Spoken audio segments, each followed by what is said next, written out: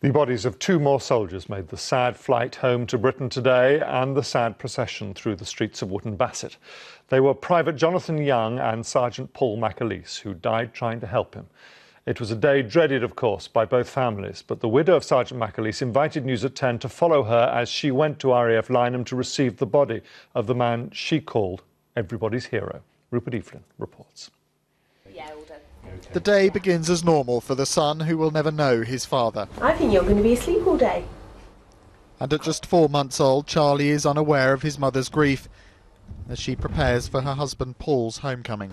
Time seems to have stood still for the last week, and today seems to be the first day, I think, because things are starting to happen now. It kind of makes it a bit more real.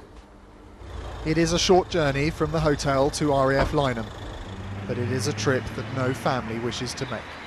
On one hand, I'm glad that he's coming home, you know, coming back to England, but I just want to get today over, really.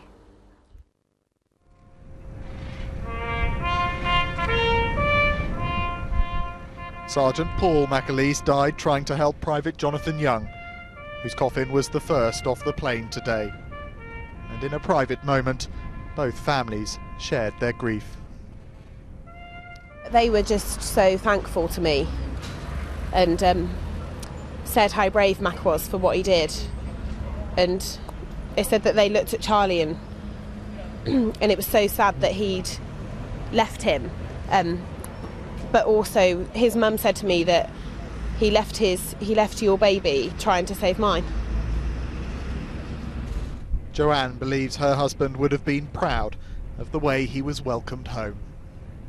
It's shocking, really. I can't believe how many people have come from miles away, and yeah, it's just nice to know that he wasn't just my hero, but everybody's.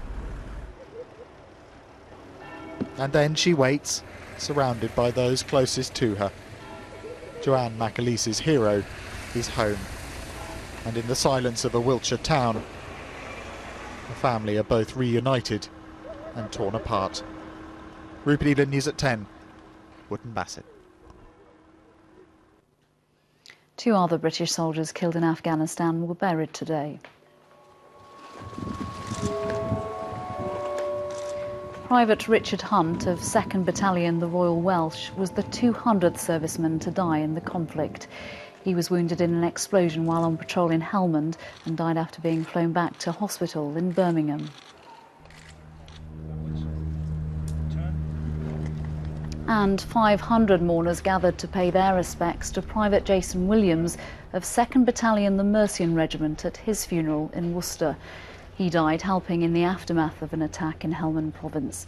His mother and sister were awarded the new Elizabeth Cross during the service in recognition of their loss. And the latest soldier to die in Afghanistan has been remembered by his family and friends after his name was released by the Ministry of Defence. Fusilier Sean Bush of 2nd Battalion, the Royal Regiment of Fusiliers, died in hospital in Britain on Tuesday. He'd been injured 10 days earlier, going to rescue an injured comrade. His commanding officer said he showed outstanding courage. He was a true friend to many and a rock-solid soldier.